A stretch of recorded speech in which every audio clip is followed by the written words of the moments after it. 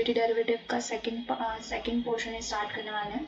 इसमें मैं chapter wise weightage बताऊंगी आपको कि कौन से चैप्टर में से कितने मार्क्स के क्वेश्चंस आते हैं। तो अकॉर्डिंगली आप उतना ज़्यादा फोकस करेंगे उस चैप्टर पे जहाँ से कि सबसे हाईएस्ट मार्क्स के क्वेश्चंस आते हैं। ओके, सो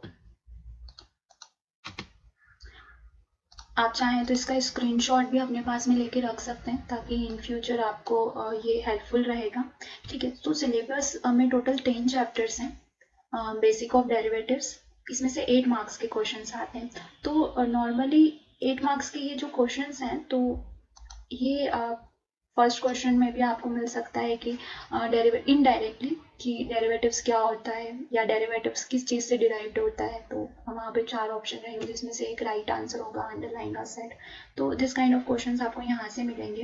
देन इंडेक्स के आपको 22 मार्क्स का है ये चैप्टर, मतलब ये सबसे लो वेटेज वाला चैप्टर है। अगर आप इसको स्किप भी कर देंगे, आप सिर्फ बेसिक समझ कर स्किप कर देंगे तो भी चलेगा। देन चैप्टर 3 जो है ये इंट्रोडक्शन है फॉरवर्ड और फ्यूचर कॉन्ट्रैक्ट का, और ये 25 मार्क्स का है, मतलब इसका वेटेज सबसे ज़्यादा है। ओके, सो आपको इसको बहुत अच्छे से पढ़ना है, इसके बेसिक्स को अच्छे से पढ़ना है और इसके एडवांस लेवल को भी अच्छे से पढ़ना है।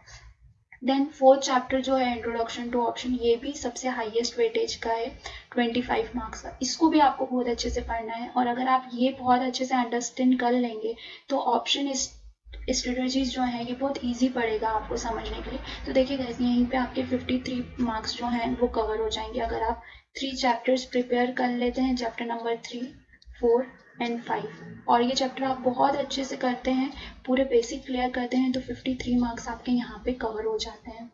देन 6th चैप्टर जो है इंट्रोडक्शन टू ट्रेडिंग सिस्टम है, मतलब कि बैक ऑफिस और मिडिल ऑफिस में किस तरीके से वर्क होता है, कौन कौन ट्रेडिंग मेंबर्स होते हैं, तो ये सब इसमें डिटेल्स हैं। ये 4 मार्क्स का, ये भी इजीली हो जाएगा अगर आप बेसिक क्लियर करेंगे, तो ये वाला चैप्टर भी आपको ईजी रहेगा।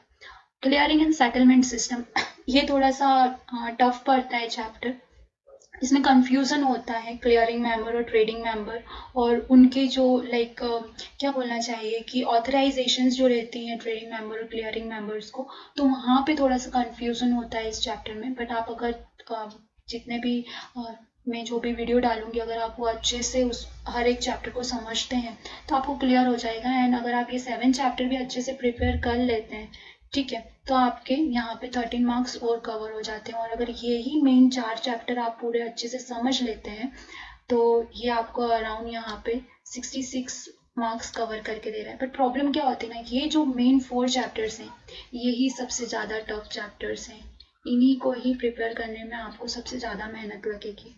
और ये जो चैप्टर्स हैं जिनमें कम मार्क्स के हैं, तो ये बहुत बेसिक चैप्टर्स हैं।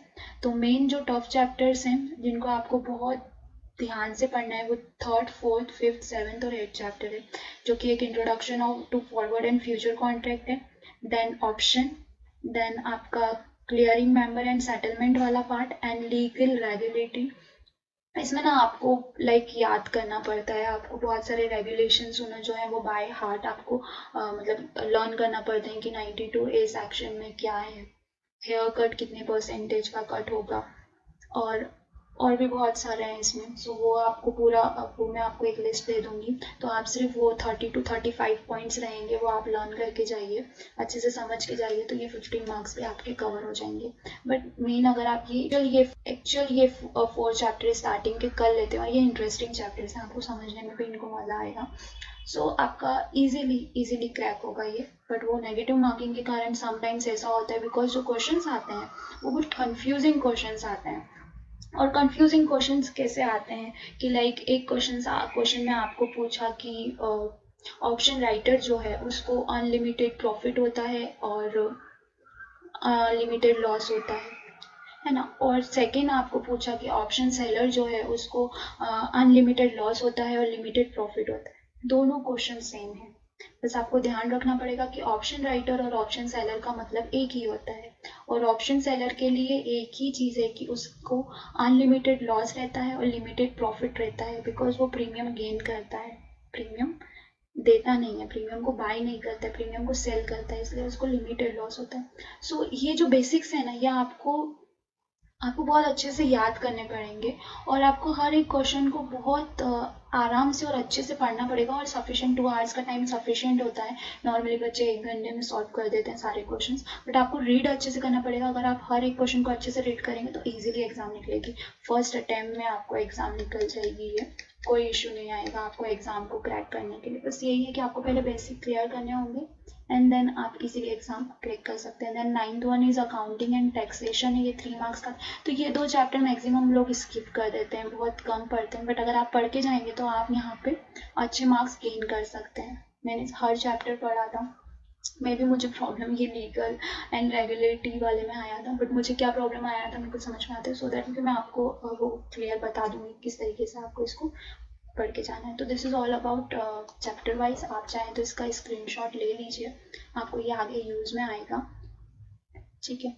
और ये मेन जो चैप्टर्स हैं जो कि हाईएस्ट मार्क्स के हैं, वही सबसे ज़्यादा टफ चैप्टर्स हैं। बट अगर आप उसको इजी लैंग्वेज में आप समझेंगे, हमारे जितने भी मतलब लाइक सिलेबस के जो कोर्स है आप इजी लैंग्वेज में समझाया गया है, हिंदी में है पूरा डिस्क्रिप्शन, तो आप समझेंगे तो इजीली आपको क्लियर हो जाएगा। आप इसका एक स्क्रीनशॉट अपने पास में लेके रखें सो दैट कि आपको आगे यूजफुल रहेगा। And thank you for watching. अगर आपको वीडियो अच्छा लगा है तो प्लीज़ चैनल को सब्सक्राइब करें एंड लाइक बटन पे क्लिक करें and help for this. Thank you.